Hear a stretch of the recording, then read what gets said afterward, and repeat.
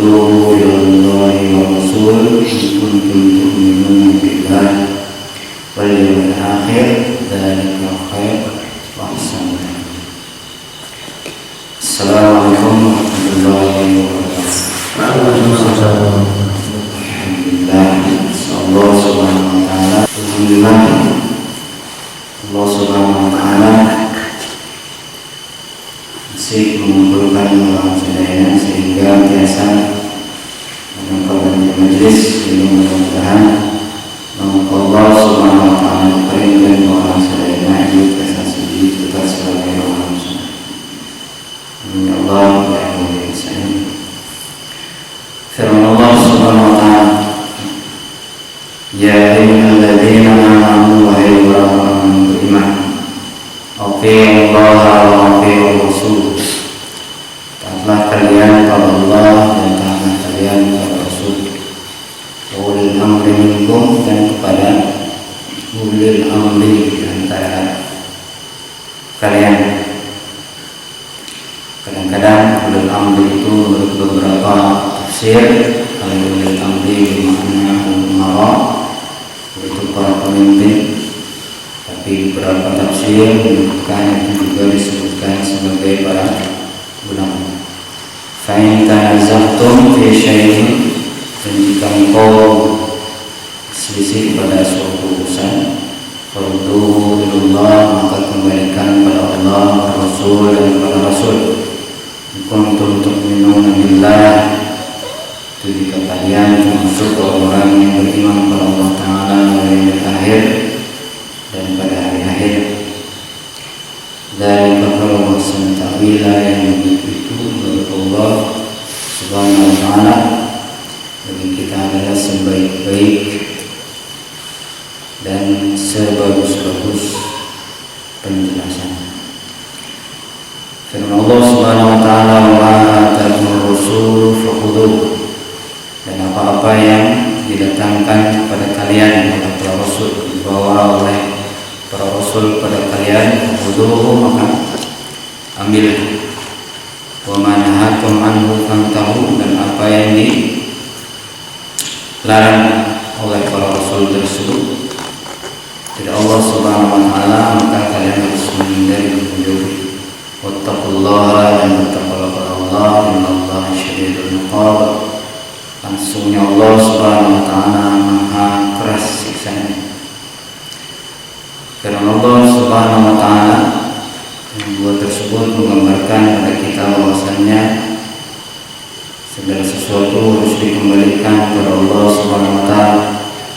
Karena ada kemungkinan kalau segala sesuatunya ada yang datang dari selain Allah Subhanahu wa ta'ala, apalagi dari pikiran atau kekuatan akal manusia tanpa dibimbing wahyu Allah Subhanahu wa ta'ala, maka orang tersebut tidak termasuk orang-orang yang beriman kepada Allah Subhanahu wa ta'ala.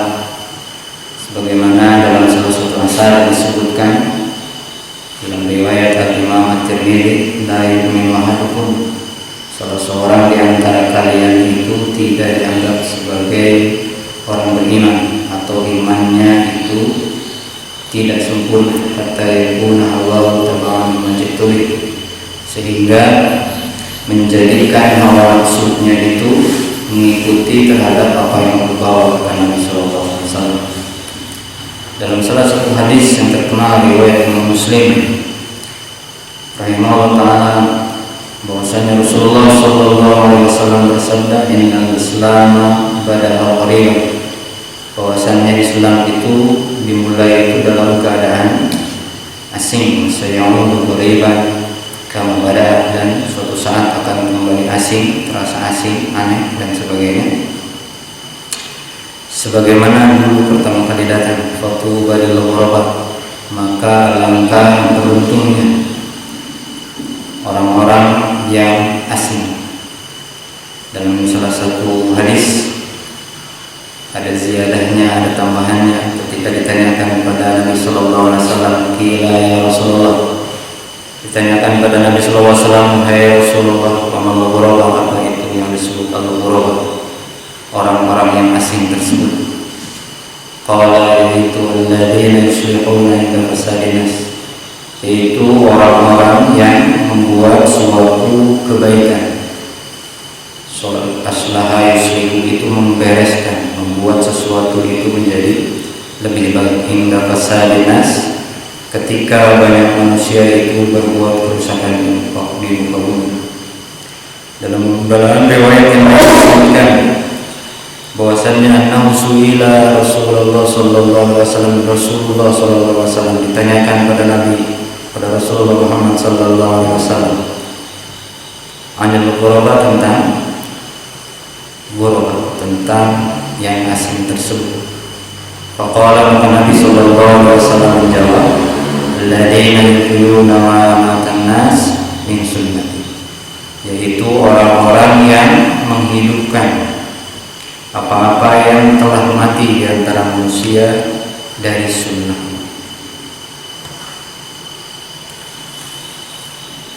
Nah, dari beberapa ayat Allah Subhanahu wa taala dan sabda Nabi sallallahu alaihi wasallam yang tadi dibacakan, bahwasannya menunjukkan kepada kita bahwasannya Allah Subhanahu wa taala telah memberikan cara buat kita bagaimana kita untuk beribadah kepada Allah Subhanahu wa taala, bagaimana cara untuk melaksanakan agama yang dibawa oleh Nabi Muhammad sallallahu alaihi wasallam.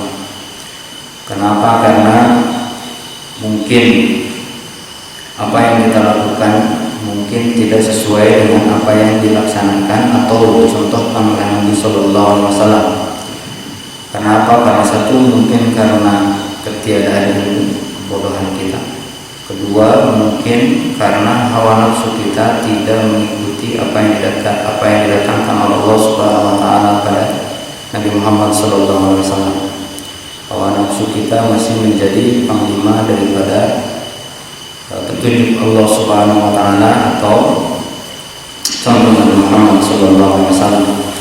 Maka dalam beberapa ayat Allah Subhanahu wa taala menggambarkan bahwasannya ketika orang-orang kafir ditanya atau diajak untuk melaksanakan apa yang Allah Subhanahu wa taala diturunkan kepada Nabi Muhammad sallallahu alaihi wasallam, maka orang-orang tersebut mengatakan bahwasanya cukup bagi kami ma'alfaina alaihi aba, cukup bagi kami apa yang telah diajarkan, telah diberikan, telah dicontohkan oleh nenek moyang kami.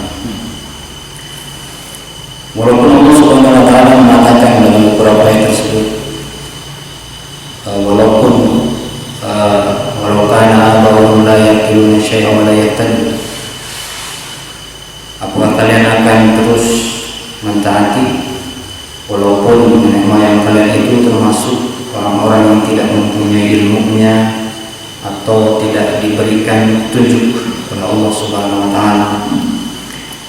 Itu menunjukkan bahwasanya kadang-kadang kita tidak melaksanakan segala sesuatu yang dicontohkan oleh Nabi Muhammad SAW itu karena kita masih mengikuti hawa nafsu. Karena kalau kita melaksanakan suatu ajaran, yaitu ajaran agama Allah Subhanahu wa taala, yaitu agama Islam, maka kita jangan mengikuti apa yang pernah dilakukan oleh orang-orang yang telah dimurkai oleh Allah Subhanahu wa taala dan yang telah dicap sebagai orang-orang yang sesat. Kenapa? Karena sebagaimana kita ketahui bahwasanya umat kita ini suatu saat akan mengikuti umat-umat lain, itu syibran bisyibrin, dira'an biliran, baik sejengkal demi sejengkal, satu hasta dan sebagainya. Dan walaupun mereka itu masuk ke lubang biawak dan jufri dobit attaba'tum, maka kalian akan mengikuti mereka. Maksudnya adalah suatu saat ada kemungkinan bahwasanya suatu saat ketika Allah Subhanahu wa taala telah menurunkan Al-Qur'an, ketika Rasulullah Muhammad SAW telah memberikan risalahnya pada kita, tapi suatu saat karena kebodohan kita, mungkin karena kelalaian kita dan sebagainya, suatu saat kita akan mengikuti apa yang pernah dilakukan orang-orang yaitu keluar dari ajaran Allah Subhanahu wa taala dan keluar dari contoh Nabi Muhammad SAW.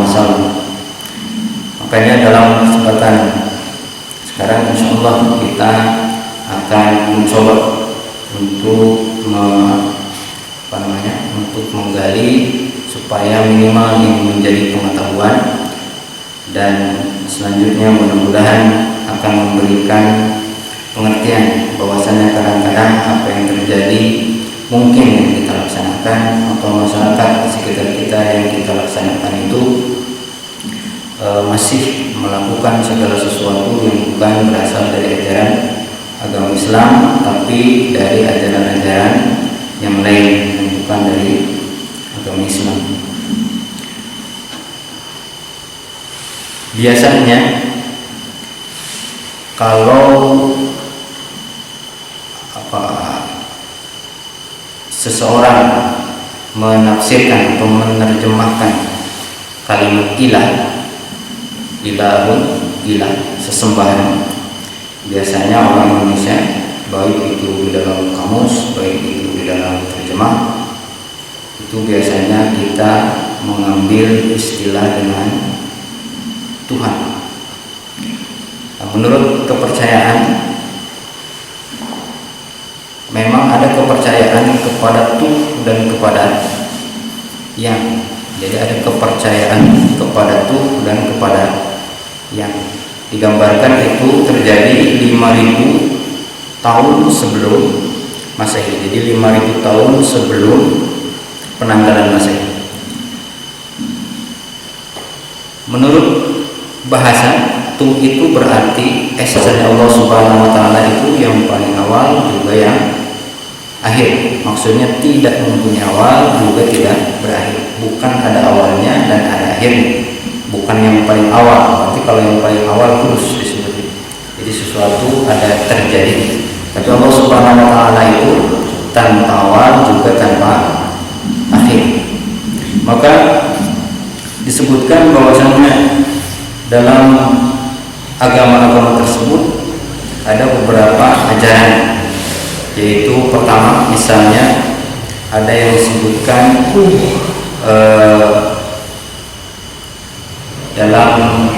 dalam ajaran-ajaran Cina misalnya. Karena ajaran Cina ini banyak ajaran yang masuk ke dalam kebiasaan-kebiasaan orang-orang Islam. Contoh misalnya, menurut ajaran ajaran Cina yang terkenal dengan ajaran Laozi, yang terdapat pada menurut para ahli sejarah itu terjadi pada 604 sebelum Masehi. Jadi dalam kitabnya yaitu kitab Tao Te Ching disebutkan dalam segala benda itu terdapat Tao. Tao sendiri bukan benda, dalam segala kejadian ada Tao. Jika suatu kejadian berakhir, Tao tetap kekal abadi.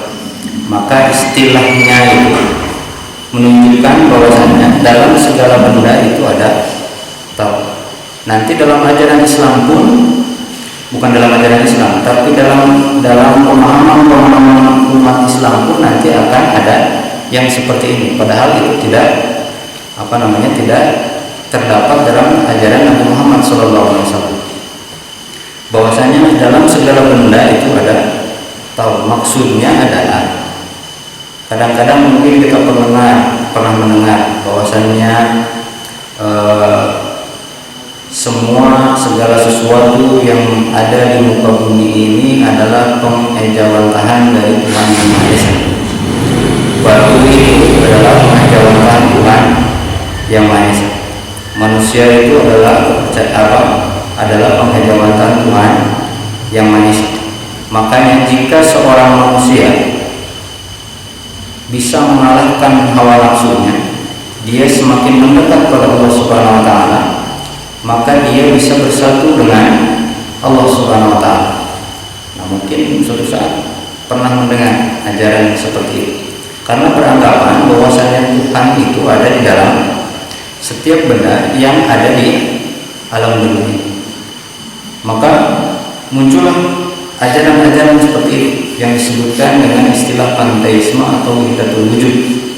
Kalau di Jawa itu ada istilah manunggaling Kaulo Gusti. Jadi bersatunya seorang kaulo, suatu hamba dengan Gusti, dengan Tuhan.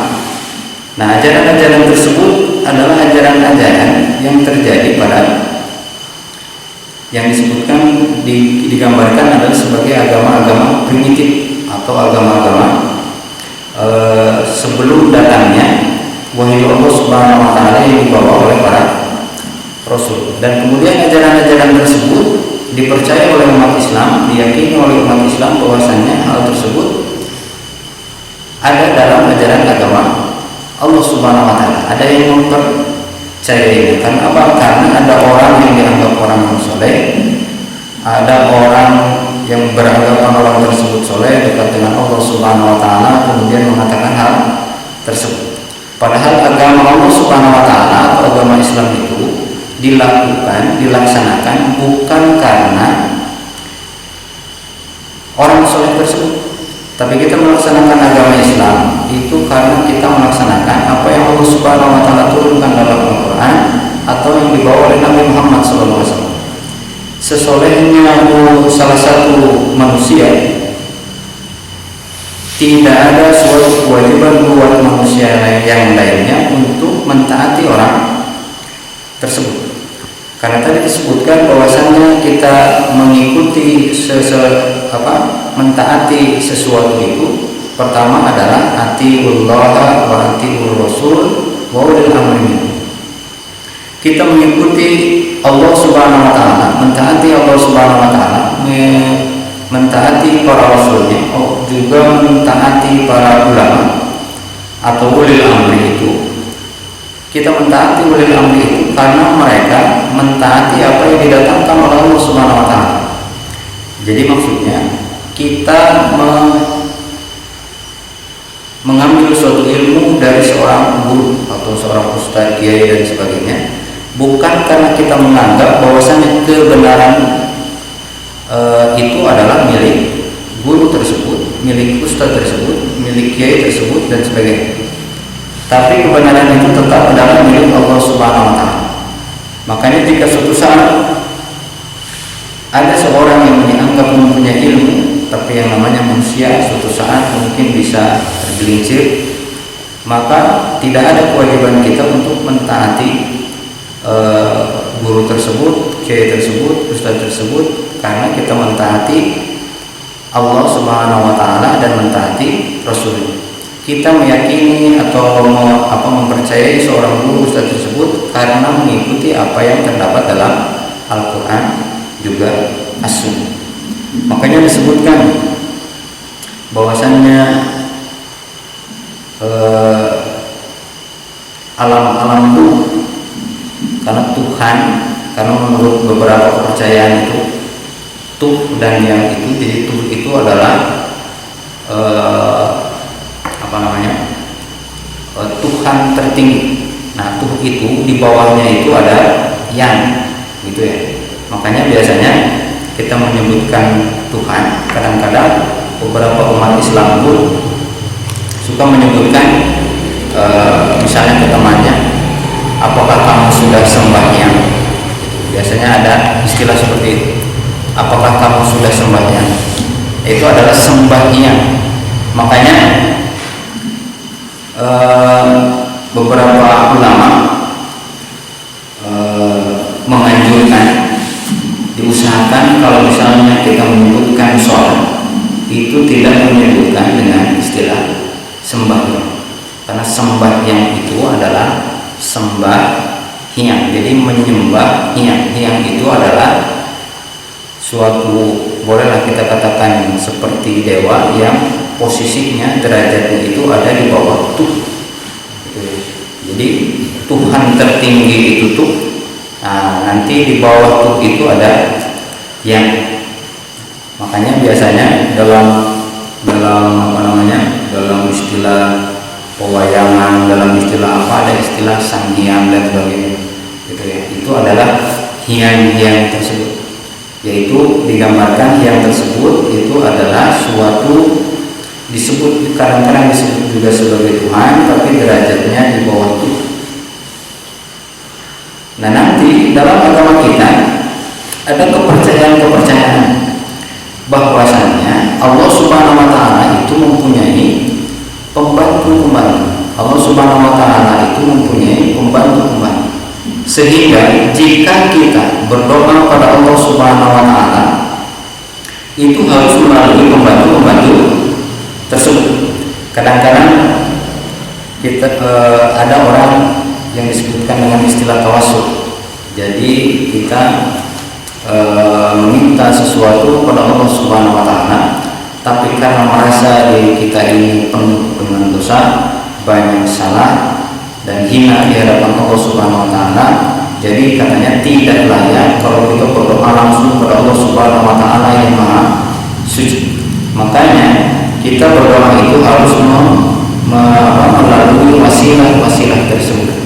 Maka kalau kita lihat dari kebiasaan-kebiasaan budaya-budaya orang-orang terdahulu, maka orang-orang tersebut suka meminta sesuatu itu tidak langsung pada Tuhan, tapi melalui pada hiang-hiang tersebut, karena hiang-hiang tersebut mempunyai kekuasaan-kekuasaan di muka bumi. Contoh misalnya, ada kepercayaan kepada poyang dan moyang. Di bahasa kita ada istilah nenek moyang.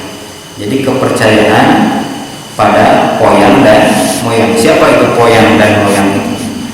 Yang disebutkan poyang dan moyang itu disebutkan bahwasannya berasal dari suatu yang tersebut dihormati. Kenapa dihormati? Karena mempunyai kelebihan-kelebihan. Mungkin karena kesolehannya, mungkin karena ilmunya, mungkin karena ada bahasa, mungkin karena karomahnya dan sebagainya. Kemudian mereka itu dipuja, diberikan pujian-pujian yang tinggi, sehingga mereka suatu saat nanti digambarkan mempunyai kekuatan-kekuatan yang diberikan oleh alam semesta ini untuk bisa memberikan manfaat bagi umat manusia. Contoh misalnya, orang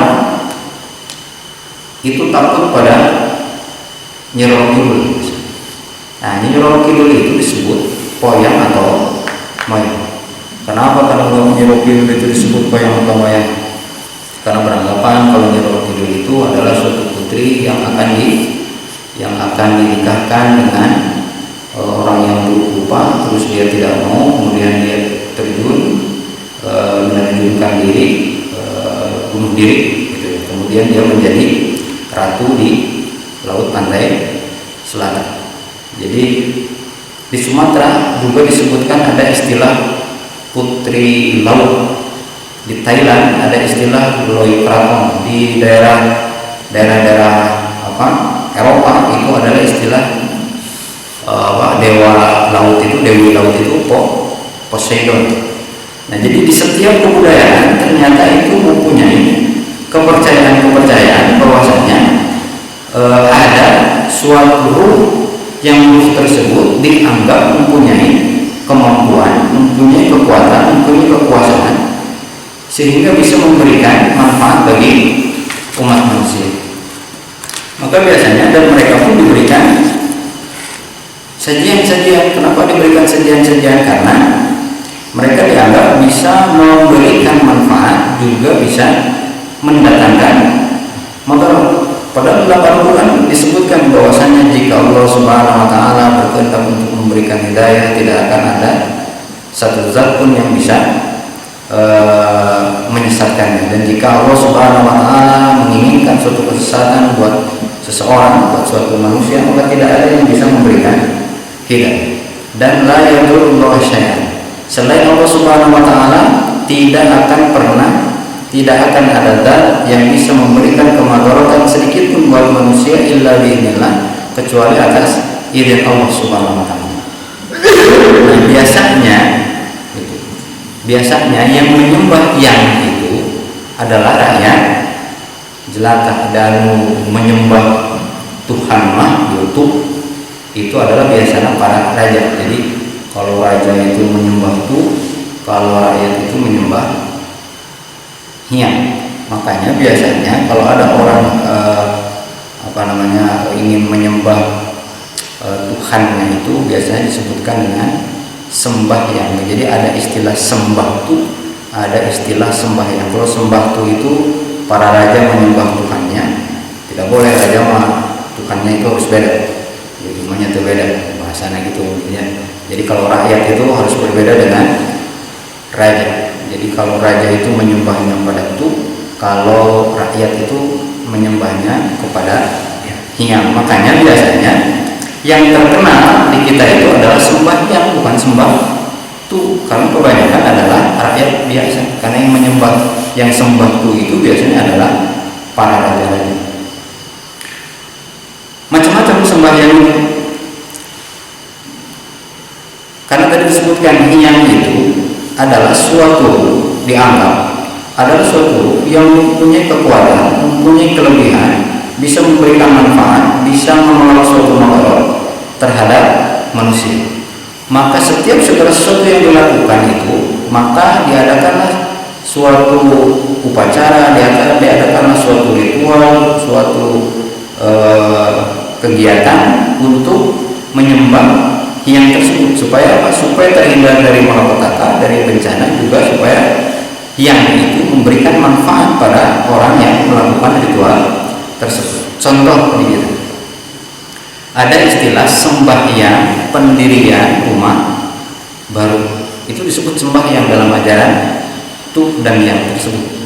Jadi dalam ajaran tu dan yang tersebut ada istilah sembahyang pendirian rumah baru. Zaman dulu itu biasanya di di atasnya itu dikasih pisang, terus dikasih padi. Padi itu biasanya ajaran-ajaran zaman dulu itu menunjukkan sebagai kesuburan. Kadang-kadang juga diberikan kain merah juga dengan kain putih.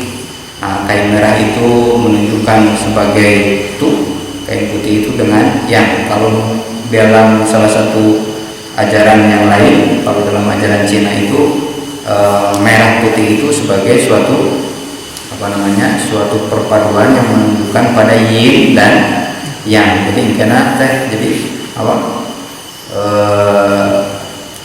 kalau rumah itu jadi auranya itu sempurna, auranya jadi sempurna. Istilah mungkin orang mendengar yin dan yang. Terus juga ada istilah sembahyang menjelang garis. Nah, sembahyang menjelang garis itu satu diantaranya adalah, pertama ada beberapa yang tidak bolehkan, banyak, cuma yang saya sebutkan ini yang kadang-kadang masih mungkin terdengar, mungkin kita pernah melihat, mungkin juga masih ada di masyarakat. Yaitu salah satunya adalah, kalau orang Sunda itu menyebutkan misalnya ada seorang gadis perawan, terus gadis tersebut duduk di depan rumah, di tengah pintu, tong diuk di lawang bisi nonton jodoh. Padahal mah baik nonton jodoh, berarti cepat nikah kudu namanya. Nah, itu adalah karena dianggap bahwasanya kalau ada gadis tersebut suka diam di situ, maka dia akan banyak yang mengganggu. Itu makanya jangan duduk di pintu tersebut. Yang keduanya adalah mengikis gigi. Itu ya.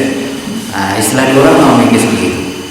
Biasanya anak kecil, kalau dalam ajaran yang zaman dulu itu anak kecil yang telah mulai balik.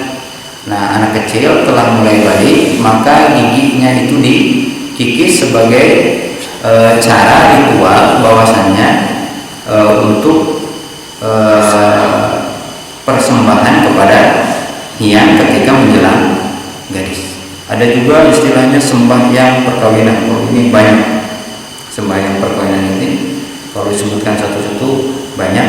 Salah satunya adalah sembahyang perkawinan itu biasanya caranya jika ada seorang pengantin itu mau menikah, laki-laki duduk terus di paha kanan si bapak gadis wali kan, itu ya. terus si perempuan duduk di pakik, kemudian diambil selendang kerudung, terus ditiup, gitu, terus ditiup. Nah itu sembahyang perkawinan. Kadang-kadang di Islam itu dianggap adalah sebagaimana Nabi Muhammad SAW ketika mengambil Ali bin Abi Thalib dengan Fatimah Zahra, kemudian dia mengambil kisah, mengambil jubah, kemudian ditelungkupkan, kemudian Nabi Muhammad SAW berkata kepada para sahabat, inilah ahli bait. Nah, seperti itu. Nah itu jadi nantinya diislam-islamkan, padahal awal mulanya itu tidak berasal dari Islam. Terus ada juga sembahyang hamil 3 bulan. Biasanya hamil 3 bulan itu kalau ada seorang perempuan hamil, pada waktu sembahyang itu adalah dia harus mandi 3 kali, ganti pakaian 3 kali gitu. Biasanya seperti itu sembahyang. Yang lainnya banyak. Ada juga sembahyang hamil 7 bulan. 7 bulan itu mandi 7 kali, ganti pakaian 7 kali, terus dia membuat rujak, itu bikin rujak, kemudian itu dibagikan dengan cara harus belinya itu dengan genting. Setelah melaksanakan upacara tersebut, kemudian keluarganya ada yang mencari belut, maka belut itu dimasukkan ke ember, lalu orang yang hamil itu harus mengambil belut tersebut. Nah, belut kan licin, digambarkan bahwasanya mudah-mudahan jika nanti melahirkan, maka melahirkannya akan lancar sebagaimana belut tersebut keluar dari genggaman tangan perempuan tersebut. Nah itu sembahyang kepada hiang, gitu ya. Jadi dalam ajaran Islam itu tidak. Terus kadang-kadang supaya tidak diganggu oleh hiang-hiang buruk, maka kemudian diharuskan membawa pisau kecil, ya, membawa pisau kecil. Atau dalam beberapa itu kalau tidak ada pisau, jadi harus membawa peniti. Kenapa? Karena hiang-hiang buruk, hiang-hiang jahat itu takut terhadap benda-benda tajam tersebut. Karena apa? Nanti katanya kalau ada hiang-hiang jahat disebut kuntilanak, gitu ya. Ada hiang-hiang jahat yang disebut kuntilanak, nantinya dia suatu saat kalau melahirkan dia akan menjelma sebagai bidan zaman dulu kan, indung beranak, gitu ya, dukun beranak. Dia akan menjelma sebagai dukun beranak. Nanti kalau anaknya itu lalu diambil, anaknya tersebut diambil oleh hiang jahat namanya kuntilanak. Semakin kesini jadi kuntilanak, gitu ya.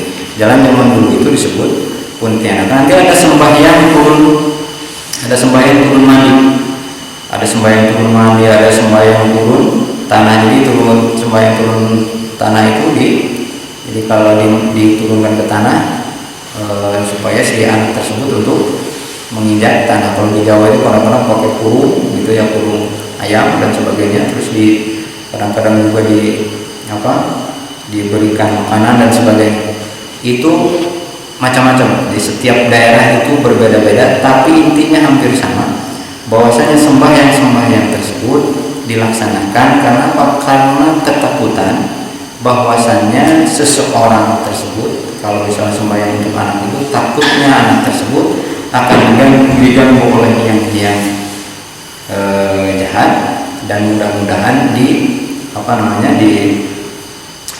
diselamatkan atau diberikan manfaat kebaikan oleh yang baik, sehingga dengan cara apa? Dengan cara melakukan ritual-ritual tersebut yang dianggap bahwasanya itu akan memberikan manfaat. Padahal manfaat itu datangnya dari Allah Subhanahu wa taala, dan mudarat itu adalah atas izin Allah Subhanahu wa taala. Nah, dalam sisi agama yang ini ada yang tadi sudah disebutkan, sudah disinggung, ada istilah wahdatul wujud atau menunggali kaulo gusti, atau bahasa ininya adalah panteisme. Jadi beranggapan ini Jadi digambarkan bahwasannya ajaran panteisme ini dia digambarkan bahwasannya suatu manusia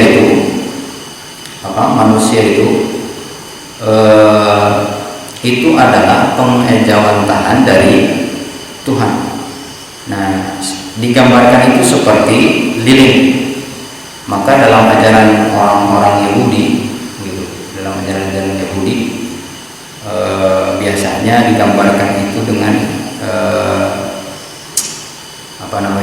dengan lilin.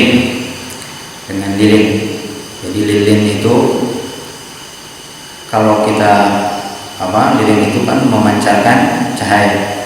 Jadi jika misalnya seseorang itu semakin jauh dari lilin tersebut, maka orang tersebut semakin jauh dari Allah Subhanahu wa taala.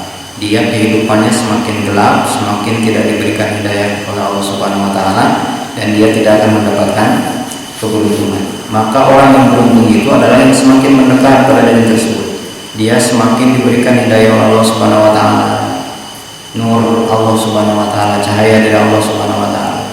Semakin dia mendekatkan diri kepada Allah Subhanahu wa taala, suatu saat dia akan bersatu dengan Allah Subhanahu wa taala. Nah, itu adalah kepercayaan orang Yahudi zaman dahulu, dan itu dipercaya oleh sebagian umat Islam, karena memang ada yang membawanya itu adalah dalam babat Cirebon, dalam babat Purwokerto, dalam babat Tanah Jawi, itu pasti disebutkan, tidak akan pernah tidak ada bahwasanya yang disebutkan oleh Songo itu salah satunya itu adalah Syekh Lemah Abang atau Syekh Siti Jenar. Nah, Syekh Siti Jenar ini adalah yang membawa kebiasaan-kebiasaan, kebudayaan-kebudayaan yang terjadi di Persia atau Iran zaman sekarang. Sedangkan Persia zaman dulu itu adalah penyembah api atau kadang-kadang bisa disebutkan majusi, sebelumnya itu adalah agama Mitra dan sebagainya. Nanti mungkin ada pembahasannya. Jadi kebiasaan-kebiasaan orang Persia, ketika orang-orang Persia itu meyakini agamanya atau agama majusi tersebut, berkeyakinan bahwasannya Tuhan itu bisa bisa mengejawantahkan di muka bumi, baik pada manusia, baik pada benda-benda yang lainnya. Maka kemudian ketika Persia itu ditaklukkan oleh umat Islam ketika zaman Umar bin Khattab, maka daerah Irak yang dulunya itu disebut daerah Persia tersebut bisa ditaklukkan Umar bin Khattab. Maka orang-orang yang tidak senang pada ajaran agama Islam, mereka ingin menghancurkan agama Islam itu dengan memasukkan kebiasaan-kebiasaan orang-orang Persia zaman itu, yaitu salah satunya adalah berkeyakinan bahwasannya Tuhan itu bisa menjawantah di muka bumi, Tuhan itu bisa ada di diri kita sendiri. Maka ada beberapa bahasa yang ini disebutkan hadisnya, tapi beberapa juga menyebutkan la aslalahu, tidak ada asalnya. Beberapa juga menyebutkan hadis ini maudhu, hadis palsu, Allah ma'alam. Jadi mungkin sudah terkenal hadisnya, man arafa nafsahu faqad arafa rabbah. Barang siapa yang mengenal dirinya, maka dia pasti mengenal Tuhan. Barang siapa yang telah mengenal dirinya, maka dia mengenal Tuhan. Jadi kalau kita ingin mengenal Allah Subhanahu wa taala, harus mengenal diri kita sendiri. Nah, gitu. Itu bahasanya itu seperti itu. Maka ajaran-ajaran tersebut kadang-kadang masuk ke dalam ajaran agama Islam, dan itu ada yang membawanya, banyak pengikutnya, dan sampai sekarang masih ada kebiasaan-kebiasaan kita yang mengikuti hal-hal tersebut. Contoh dalam ajaran-ajaran yang lain digambarkan dalam ajaran dalam ajaran agama-agama yang terdapat di Persia itu banyak. Ada namanya ajaran agama Arya Purba, ada ajaran Stauda, ada ajaran Mitra atau Majusi, ada ajaran Zarathustra atau Majusi baru. Dalam contoh, ini kebiasaan yang nanti akan masuk kepada kebiasaan agama-agama yang lain. Dalam ajaran agama Stauda itu pertama kali ada ajaran Trinitas, bahwasanya Tuhan itu tiga. Itu salah satunya adalah ajaran dari Persia, yaitu ajaran agama Stauda. Jadi pertamanya itu ajaran agama Arya Purba. Setelah Arya Purba itu selesai, kemudian ada ajaran Stauda. Ajaran Stauda ini beranggapan bahwasanya ada yang disebutkan Pitar. Pitar itu adalah Tuhan Bapa. Tuhan Bapa itu disebut sebagai Ahura. Nanti Ahura ini punya anak, disebut anaknya Stauda. Jadi disebut Tuhan Putra atau Tuhan Anak. Nanti juga ada istilah Tuhan Cahaya atau Mitra atau Tuhan Matahari. Maka ajaran ini beranggapan bahwasannya Tuhan itu ada Tuhan Bapa, ada Tuhan Putra, juga ada Tuhan Cahaya. Pertama kali ada ajaran Trinitas itu yang disebutkan oleh para ahli sejarah perbandingan agama-agama, yaitu pertama kali adanya adalah di agama Persia atau agama Majusi sekarang yang kita kenal. Contoh, dalam agama Majusi itu beranggapan bahwasannya ada juru selamat, gitu ya. Ada juru selamat yang disebutkan dengan istilah Zarathustra, gitu. Jadi Zarathustra ini adalah salah satu agama setelah Arya Purba, Stauda, Mitra, kemudian Zarathustra. Ajaran Zarathustra ini atau Majusi baru itu mempunyai kitab namanya Zending Avesta. Dalam kitab tersebut disebutkan bahwasanya Zarathustra itu adalah juru selamat. Dalam dongengnya itu suatu saat Zarathustra itu adalah anak seorang raja. Suatu saat dia berkelana. Setelah dia berkelana, di tengah perjalanan dia mau dirampok oleh perampok. Maka dikatakan, apa yang kamu bawa? Karena Zarathustra itu anak soleh, gitu ya. Jadi jujur, yang saya bawa ini ada permata, ada emas dan sebagainya. Maka diambillah emas permata tersebut. Tapi tiba-tiba ketika melihat wajah Zarathustra, mereka pun menjadi silau dan ketakutan, karena di belakang kepala Zarathustra itu ada semacam seolah-olah seperti berbentuk bulat yang memancarkan cahaya seperti matahari. Dan itu menunjukkan nanti dalam ajaran-ajaran nanti masuk ke dalam ajaran-ajaran agama lain. Makanya biasanya di beberapa mungkin di buku, mungkin pernah lihat di buku, mungkin pernah lihat di internet, mungkin pernah lihat di beberapa tempat ibadah agama yang lain, ada yang disebutkan orang-orang suci. Orang-orang suci itu cirinya adalah digambarkan orang tersebut di kepalanya itu diberikan bulatan. Nah, terus ada cahaya matahari. Itu menunjukkan sebagai orang suci. Kalau di agama itu disebutkan dengan santo, ya. Santo itu adalah orang suci. Nah, itu nanti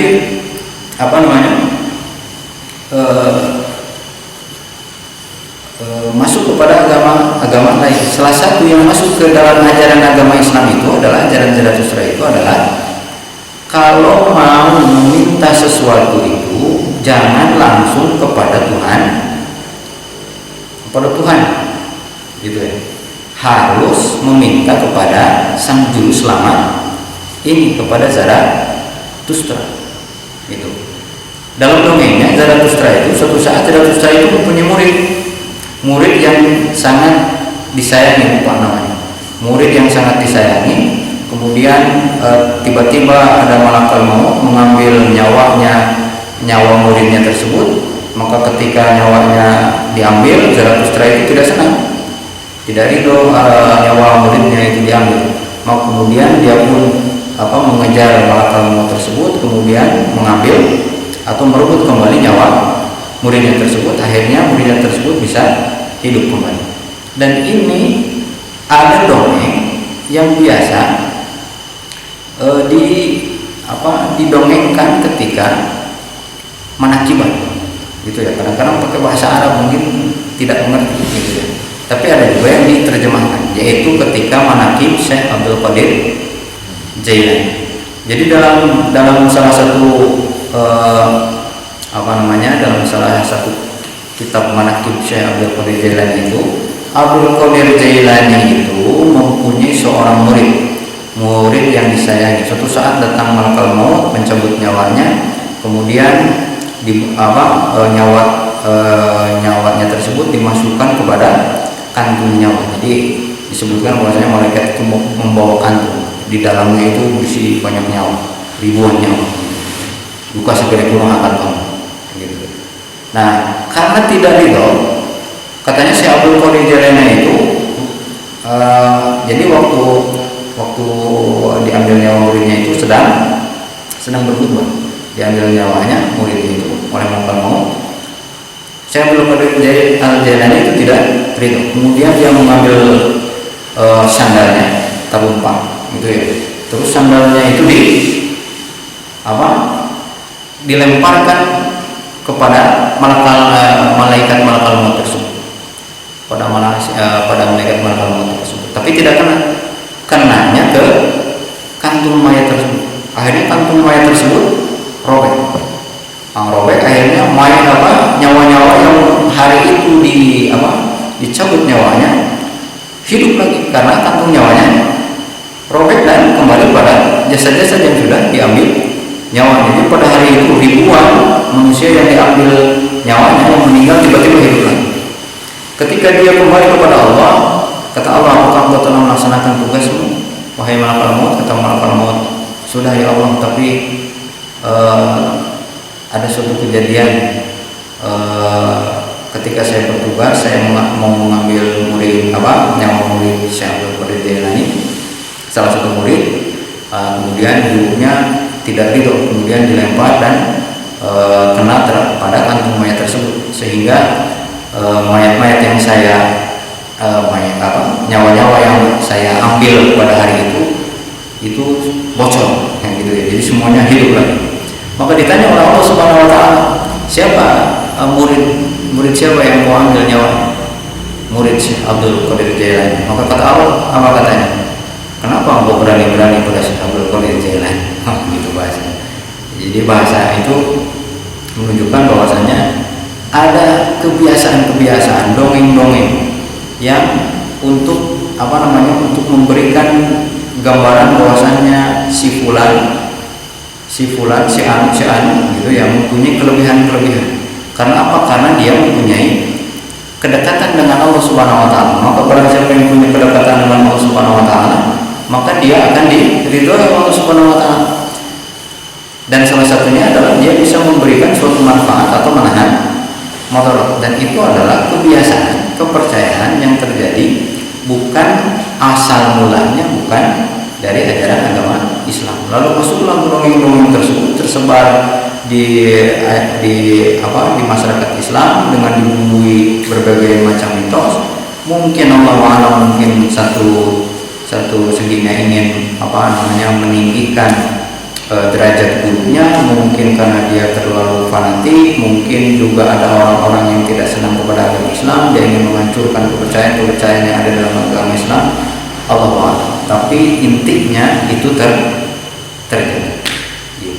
Contoh misalnya sekarang bulan Safar, ya. Nah, dalam bulan Safar itu ada kepercayaan bahwasanya pada Rabu terakhir pada bulan Safar itu disebut Rabu Wekasan. Rabu Wekasan itu dari Rabu Lekasan. Lekas itu dari terakhir. Jadi pada Rabu terakhir pada bulan Safar itu akan diturunkan, ada yang menyebutkan 4.444 bal, 4.444 bal. Maka karena di bulan Safar tersebut itu banyak bala, maka harus melaksanakan ini, harus melaksanakan ritual ini, atau kalau tidak bisa ini harus dibaca. Kalau tidak bisa dibaca, maka ini masukkan ke gentong, masukkan ke ini sebagai penolak bala. Allah, gitu ya. Disebutkan seperti itu. Padahal sabda Nabi Sallallahu Alaihi Wasallam menyebutkan akhirul arbi'an fi kulli syahrin nahrun mustamir. Jadi zaman dulu itu ada kepercayaan, bukan cuma kita, ternyata orang-orang yang jahiliyah itu mempunyai kepercayaan bahwasanya setiap Rabu terakhir pada setiap bulan itu ada nahrun mustamir. Ada nahrun mustamir, ada satu kenahasan, gitu ya, kenahasan pada bulan tersebut yang akan terjadi berturut-turut, gitu ya. Itu kepercayaan orang-orang jahiliyah, kepercayaan orang-orang jahiliyah. Maka datang Nabi Muhammad SAW menyebutkan bahwasannya tidak ada istilah nahrun mustamir, sesuatu yang bisa memberikan nas. Maka digambarkan oleh Rasulullah Muhammad SAW, inna buqa wa tamimah wa tawla syirkun. Sesungguhnya jambi-jambi, tamimah itu apa? Azimat, tawla itu azimat yang biasanya dikalungkan. Juga dalam kepercayaan moyang-moyang itu, azimat itu biasanya berbentuk tali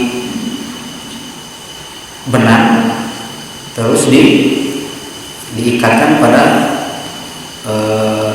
tangan bayi. Jadi kalau tali benang itu diikatkan pada tangan bayi, maka bayi tersebut akan selamat dari yang jahat. Nah, itu disebut taulah. Sabda Nabi SAW yang begitu itu disebutkan syirkun, yang seperti itu disebutkan syirkun. Jadi kesyirikan kepada Allah Subhanahu Wa Taala, tidak ada ajaran dalam agama Islam. Contoh lagi, ada kebiasaan-kebiasaan, ajaran-ajaran yang masuk ke dalam agama Islam dalam tahun 2000 sebelum Masehi, gitu ya, dari dari India oleh bangsa Arya. Jadi zaman dulu itu di India itu ada dua bangsa, yang satu adalah bangsa Arya, kedua adalah bangsa Dravida. Kalau bangsa Arya itu mempunyai badan yang tinggi, besar, hidung mancung, rambut hitam, badan yang bagus, gitu ya, kekar. Nah, itu disebut bangsa Arya. Kalau Dravida itu bangsanya kecil, pendek, hitam, hidungnya pesek, rambutnya keriting. Nah, itu disebut bangsa Dravida, bangsa kelas kedua, gitu ya. Kebiasaan di zaman India waktu itu, gitu ya, zaman India waktu itu ada istilah aksamala. Jadi aksamala itu adalah suatu untaian benda yang mempunyai jumlah yang sudah ditentukan. Nah, gunanya itu adalah satu, kalau dia ingin berzikir maka memakai aksamala tersebut dengan menghitung aksamala tersebut, atau itu sebagai azimat. Kadang-kadang dikalungkan, nanti masuk ke dalam agama-agama Hindu dan agama-agama Buddha. Makanya biasanya biksu-biksu itu memakai kalung-kalung yang terbuat dari aksamala, gitu. Dan nanti masuk ke Tibet, gitu ya, ke Cina, maka biasanya biksu-biksu yang aliran Laosa, Konghucu dan Buddha nanti bersatu, gitu ya. Nanti maka itu memakai aksamala tersebut sebagai azim. Kemudian abad pertama Masehi masuk ke Asia Tenggara, dan pada abad ke-7 dan 8 Masehi aksamala tersebut dipakai oleh kaum Sufi. Kaum Sufi itu memakai aksamala tersebut karena kaum Sufi itu berzikir. Dan zikir di zaman dulu itu, gitu ya, zikir zaman dulu itu masuk kepada ajaran-ajaran, kebiasaan-kebiasaan umat-umat selain Islam. Jadi mungkin pernah melihat zikir seperti ini. Jadi kalau nyebut la ilaha illallah, la ilaha ke atas, terus ke bawah, terus ke kiri, ke kanan, ke kiri, la ilaha illallah, gitu, la ilaha illallah, kan gitu terus. Nah itu menyebutkan, itu sebetulnya adalah satu, kalau ke atas menyebutkan adalah sebagai Tuhan Bapa. Lalu dia kembali ke kanan, itu Tuhan Anak, terus Ruhul Kudus, itu sebetulnya adalah sebagai tanda dari salib, gitu ya. Dan itu ada beberapa umat Islam menzikir seperti itu, gitu ya. Lalu zikir itu seperti itu. Nah, sambil zikir tersebut, memakai itu kadang-kadang dengan memakai batu, bukan dengan memakai aksamana, tapi memakai batu. Memakai batu itu bukan cuma ada di zaman sekarang, zaman dulu, zaman Nabi Muhammad SAW. Suatu saat ada suatu halaqah di masjid di Madinah. Jadi di masjid Madinah itu ada halaqah, satu kumpulan orang, Maka di satu kumpulan itu ada kumpulan orang yang sedang berzikir, tapi zikirnya dengan memakai kerikil. Maka ketika ada seseorang melihat seperti itu, perbuatan seperti itu, maka dia mengadu pada salah seorang sahabat. Nah, lupa apakah Abdullah bin Mas'ud atau siapa itu ya, lupa itu sahabatnya. Maka ketika sahabat tersebut mendengar hal tersebut, maka sahabat itu mendatangi itu, kemudian dia berkata, apa yang kamu lakukan? Kami sedang berzikir. Lalu kemudian sahabat tersebut menyatakan, belumlah makam Nabi Muhammad SAW itu tanahnya masih merah, tapi kamu sudah melakukan sesuatu yang baru. Nah itu sebetulnya sudah terjadi pada zaman sahabat, dan itu diingkari oleh sahabat yang lain. Maka mudah-mudahan minimal apa yang disebutkan itu bisa memberikan gambaran. Ini semua untuk memberikan gambaran bahwasannya kadang-kadang apa yang kita lakukan itu, apa yang kita percayai, apa yang terjadi di sekitar kita, apa yang pernah dilaksanakan dan masih dilaksanakan, kadang-kadang mungkin masih terjadi di masyarakat. Dan hal tersebut kadang-kadang dipercayai sebagai salah satu bagian dari agama Islam, padahal itu tidak ada dari agama Islam. Kalau dibahas gitu ya, masih banyak itu kepercayaan dari luar agama Islam yang masuk ke dalam ajaran kebiasaan-kebiasaan yang dilakukan oleh umat Islam. Nanti ya, mungkin ada agama Yahudi, agama Nasrani. Maka ketika ditanyakan kepada Nabi Muhammad SAW kelanjutan hadis tentang bahwasannya kalian itu akan mengikuti sejengkal demi sejengkal, sehasta demi sehasta, dan jika kalian turun ke lubang biawak, maka kamu pun akan mengikuti mereka. Maka ada seorang sahabat yang bertanya kepada Nabi Muhammad SAW, ya Rasulullah, apakah mereka itu Nasrani Yahudi? Gitu. Maka kata Nabi SAW, siapa lagi?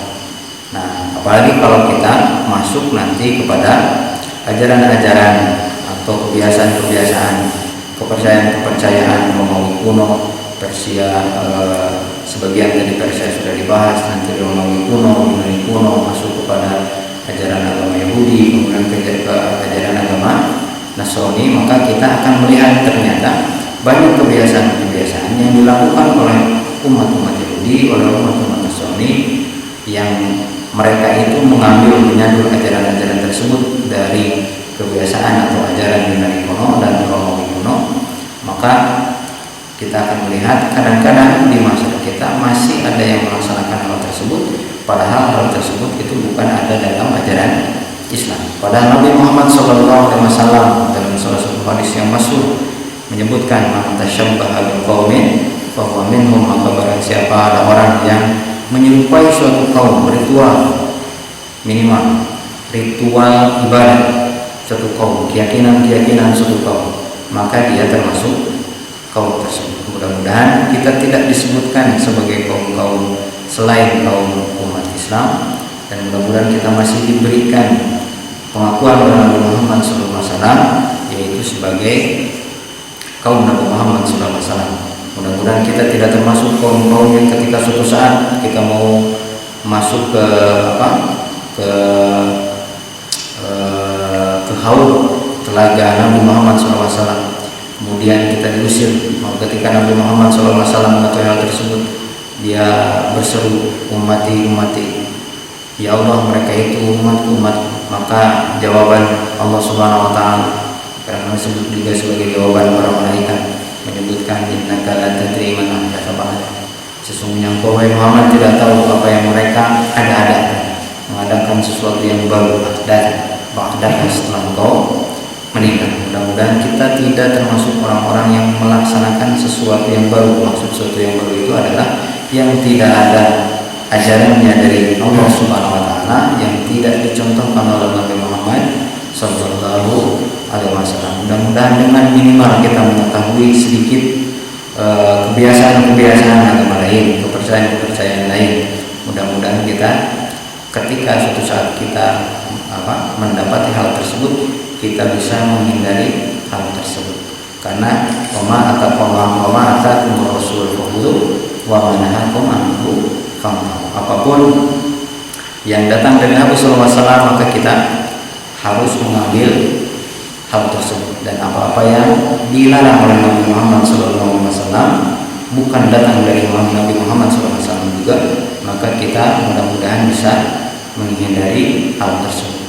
Allah Subhanahu Wa Taala memberikan gambaran dalam surat Al-Imran 31, qul in kuntum tuhibbunallaha fattabi'uni. Qul beritahulah engkau wahai Muhammad, in kuntum tuhibbunallaha, jika engkau benar-benar mencintai Allah Subhanahu Wa Taala, fattabi'uni, maka hendaklah kalian mengikuti aku, yaitu mengikuti Nabi Muhammad sallallahu alaihi wasallam. Yuhibbukumullah, maka pasti Allah Subhanahu Wa Taala akan balik mencintai kalian. Wa yaghfir lakum dzunubakum, selain mencintai Allah, selain dicintai oleh Allah Subhanahu Wa Taala, dosa-dosa kita pun akan diampuni. Wallahu ghafurur rahim, dan Allah Subhanahu Wa Taala Maha Pengampun juga Maha Penyayang. Mudah-mudahan insyaallah ini tidak ada pertanyaan, karena kalau ada pertanyaan banyak yang tidak bisa dijawab gitu. Karena bukan ahlinya tentang sejarah-sejarah zaman dahulu, tapi minimal apa yang saya sebutkan ini bisa menjadikan gambaran. Mungkin ada guna yang dan manfaatnya, bisa menjadikan penjaga diri kita dari melakukan hal-hal yang datangnya bukan dari ajaran Islam. Ditutup dengan kalimat majelis, subhanallahumma wa bihamdi asyhadu an la ilaha illa anta astaghfiruka wa atubu ilaik. Wassalamu